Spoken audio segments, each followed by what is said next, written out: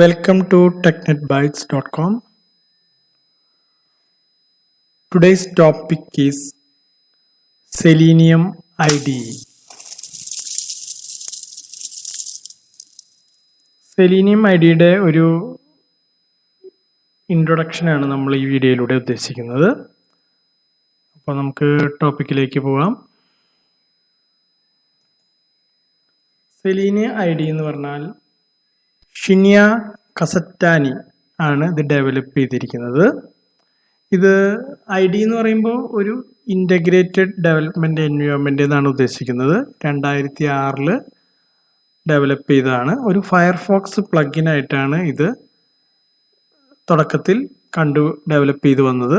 അതായത് ടെസ്റ്റുകൾ ഓട്ടോമേഷൻ ചെയ്യാനായിട്ട് ഉപയോഗിച്ചു. പിന്നീട് നമ്മളിത് എന്താണെന്ന് വെച്ചാൽ IDE ഈ ഡെവലപ്പായി. IDE സെലീനിയം എന്ന് പറഞ്ഞൊരു സൂട്ടാണ്. സെലീനിയം IDE അതിൽ ഉൾക്കൊള്ളുന്നുണ്ട്. സെലീനിയം RC ഉണ്ട്, സെലീനിയം വെബ് ഡ്രൈവർ ഉണ്ട്, സെലീനിയം ഗ്രിഡ് ഉണ്ട്. ഇതെല്ലാം സെലീനിയം സൂട്ടിൻ്റെ ഭാഗങ്ങളാണ്. ഇതിലേറ്റവും ഫസ്റ്റ് ഇതാണ് സെലീനിയം IDE. അതിനെക്കുറിച്ചാണ് നമ്മൾ പറയാൻ പോകുന്നത്. അപ്പോൾ മെയിൻലി ഓട്ടോമേഷൻ സ്ക്രിപ്റ്റുകൾ ക്രിയേറ്റ് ചെയ്യുന്നതിൻ്റെ സ്പീഡപ്പ് കൂട്ടാനാണ്, സ്പീഡ് ആവാനാണ് നമ്മൾ സെലീനിയം IDE ഉപയോഗിക്കുന്നത്. ഇതൊരു റാപ്പിഡ് പ്രോട്ടോടൈപ്പിംഗ് ടൂളാണ്. Mainly software engineers, programming knowledge ഇല്ലാത്ത സോഫ്റ്റ്വെയർ എഞ്ചിനീയേഴ്സിനെ ഓട്ടോമേഷൻ സ്ക്രിപ്റ്റ് ചെയ്യാൻ വേണ്ടിയിട്ടാണ് സെലീനിയം IDE യൂസ് ചെയ്യുന്നത്.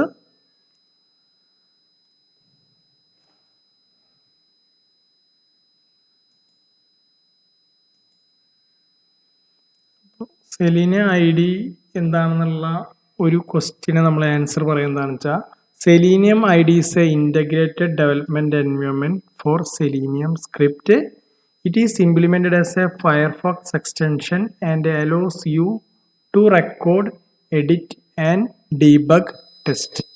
Selenium IDE എന്ന് പറഞ്ഞാൽ എന്താണ്? IDEയുടെ full form integrated development environment. സാധാരണ ഡെവലപ്പേഴ്സൊക്കെ IDEകൾ യൂസ് ചെയ്യാറുണ്ട്. നമ്മൾ ഓരോ പ്രോഗ്രാമിംഗ് ലാംഗ്വേജിന് കറസ്പോണ്ടിങ് IDEs ഉണ്ടാവും, അത് ഡെവലപ്പ് ചെയ്യാൻ വേണ്ടിയിട്ടുള്ള ഒരു ഇതാണ്.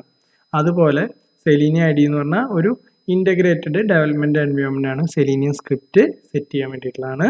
ഇതൊരു ഫയർഫോക്സ് എക്സ്റ്റൻഷൻ അല്ലെങ്കിൽ ഫയർഫോക്സ് പ്ലഗിനായിട്ടാണ് യൂസ് ചെയ്യുന്നത്, ഇംപ്ലിമെൻറ്റ് ചെയ്യുന്നത്. And allows you to record, edit and debug test. ഇത് നമുക്ക് എന്ത് ചെയ്യാനും, ടെസ്റ്റ് റെക്കോർഡ് ചെയ്യാനും, അതായത് റെക്കോർഡ് ചെയ്യാനും എഡിറ്റ് ചെയ്യാനും പിന്നെ ഡീബഗ് ചെയ്യാനും ഉപയോഗിക്കുന്നു. ഫയർഫോക്സ് എക്സ്റ്റൻഷൻ ആയിട്ടാണ് തുടങ്ങിയതെങ്കിലും ഇതിപ്പോൾ നമ്മുടെ മോസില്ല ഫയർഫോക്സിൽ മാത്രമല്ല, ഗൂഗിൾ ക്രോമിലും മാക്കിൻ്റെ ഏതാണ് സഫാരിയിലും ബാക്കിയുള്ള ബ്രൗസറുകളിലും ഇത് ലഭ്യമാണ്. അപ്പോൾ സെലീനിയം IDEയുടെ വർക്കിംഗ് പ്രിൻസിപ്പിളിനെ കുറിച്ചാണ് ഇനി പറയാൻ പോണേ. സെലീനിയം IDEയുടെ വർക്കിംഗ് പ്രിൻസിപ്പിൾ എന്ന് പറഞ്ഞാൽ 3 ഫേസ് ആയിട്ടാണ് സെലീനിയം IDEയുടെ വർക്കിംഗ് പ്രിൻസിപ്പിൾ വരുന്നത്. ശരിക്കും നമ്മൾ സെലീനിയം IDEയുടെ വർക്കിംഗ് പ്രിൻസിപ്പിൾ അറിയേണ്ട ആവശ്യം അത്ര നിർബന്ധമുള്ളതല്ല. ഇൻ്റർവ്യൂവിന് അങ്ങനെ ചോദിക്കാറൊന്നുമില്ല. എന്നാൽ നമുക്കിത് ബെറ്റർ കൺസെപ്റ്റ് മനസ്സിലാക്കാനും ഒരു അവബോധം അതിനെ പറ്റി ഉണ്ടാവാൻ വേണ്ടിയിട്ട് പറയുന്നുള്ളൂ. 3 ഫേസുകളാണ് സെലീനിയം IDEക്കുള്ള: recording, playing back and saving. അതായത് record, play back, saving. Recording എന്ന് പറയുമ്പോൾ എന്താണ്? Record user interaction with the browser which constitute the IDE script. നമ്മൾ ഇത് യൂസറിൻ്റെ ഇൻട്രാക്ഷൻസ് ഇതെന്ത് ചെയ്യുന്നു, റെക്കോർഡാണ്. അപ്പോൾ അതിന് കറസ്പോണ്ടിങ് ആയിട്ട് എന്ത് ചെയ്യുന്നു, IDE അതായത് സെലീനിയത്തിൻ്റെ സ്ക്രിപ്റ്റ് ജനറേറ്റ് ആവാണ്. അടുത്തെന്താണ്? Play back. നമ്മൾ റെക്കോർഡ് ചെയ്ത് നമുക്ക് എന്താ, പ്ലേ ബട്ടൺ ഉണ്ടെങ്കിൽ എന്താണോ നമ്മൾ റെക്കോർഡ് ചെയ്ത് അത് നമുക്ക് റിപ്പീറ്റ് ചെയ്യാൻ പറ്റും. അതിൽ തന്നെ നമുക്ക് എഡിറ്റ് ചെയ്ത് പല വാല്യൂസ് ആഡ് ചെയ്ത് നമുക്ക് അതൊരു സ്റ്റേബിൾ ആയിട്ടുള്ള ഔട്ട്പുട്ട് കിട്ടുന്നവരെ നമുക്കത് സംഭവം സെറ്റാക്കാൻ പറ്റും. പിന്നെന്താണ്? സേവിങ്. നമുക്ക് എന്താ, റെക്കോർഡ് സ്ക്രിപ്റ്റ് നമുക്ക് സേവ് ചെയ്യാം. ഫ്യൂച്ചറിൽ എത്ര വട്ടം വേണമെങ്കിലും റൺ ചെയ്യാം. അതായത് മെയിൻലി റിഗ്രഷൻ ടെസ്റ്റിനൊക്കെ ഉപയോഗിക്കാം. നമുക്ക് ഫ്യൂച്ചറിൽ അതായത് മെയിൻലി റിഗ്രഷൻ ടെസ്റ്റിനും റീടെസ്റ്റിങ്ങിനൊക്കെ ഉപയോഗിക്കാൻ സാധിക്കും.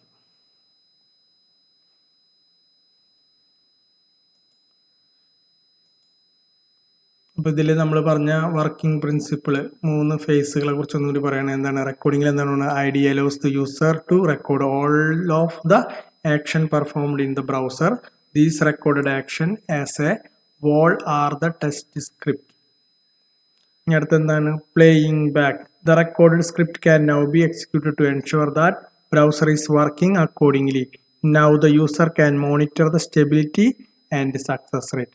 മൂന്നാമത്തെ എന്താണ് saving. The recorded script is saved with a .side extension for future and run regressions. അതായത് നമ്മൾ സേവ് ചെയ്യുന്ന റെക്കോർഡ് ചെയ്ത സ്ക്രിപ്റ്റുകൾ ഏത് എക്സ്റ്റൻഷനിലാണ് സേവ് ചെയ്യുക? .side. അതായത് സാധാരണ നമ്മളിപ്പോൾ PDF ഫയലുകൾ സേവ് ചെയ്യുക എങ്ങനെയാണ്? .pdf. MP4 വീഡിയോകൾ എങ്ങനെ സേവ് ചെയ്യുക? .mp4. അതുപോലെ നമ്മുടെ സെലീനിയം സ്ക്രിപ്റ്റിൻ്റെ ഫയലിൻ്റെ എക്സ്റ്റൻഷൻ, അതിൻ്റെ അവസാനം നെയിമിൻ്റെ അവസാനം വരുന്ന എക്സ്റ്റൻഷനാണ് .side. അതെന്താണ്? എസ് എന്ന് പറഞ്ഞാൽ സെലീനിയം, പിന്നെ IDE അതിൻ്റെ ഷോർട്ട് ഫോമാണ് SIDE. നമ്മൾ ക്രിയേറ്റ് ചെയ്യുന്ന എന്നിട്ട് സേവ് ചെയ്യുന്ന ഫയലുകൾ സെലീനിയം ID ഫയലുകളുടെ എക്സ്റ്റൻഷൻ എന്താണെന്നാണ്? .side. .side.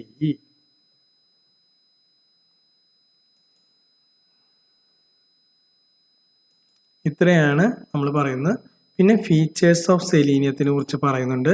Features of selenium നമുക്കത് സെലീനിയത്തിൻ്റെ ഇൻസ്റ്റാളേഷനും വർക്കിങ്ങും കൂടി കഴിഞ്ഞാലാണ് കൂടുതൽ മനസ്സിലാവുക. എന്നാൽ നമുക്കിപ്പോൾ അതിൻ്റെ ഒരു ബേസിക് കാര്യങ്ങൾ നമുക്കിവിടെ ഡിസ്കസ് ചെയ്യാം. ഫസ്റ്റ് പോയിന്റ് എന്താണ്?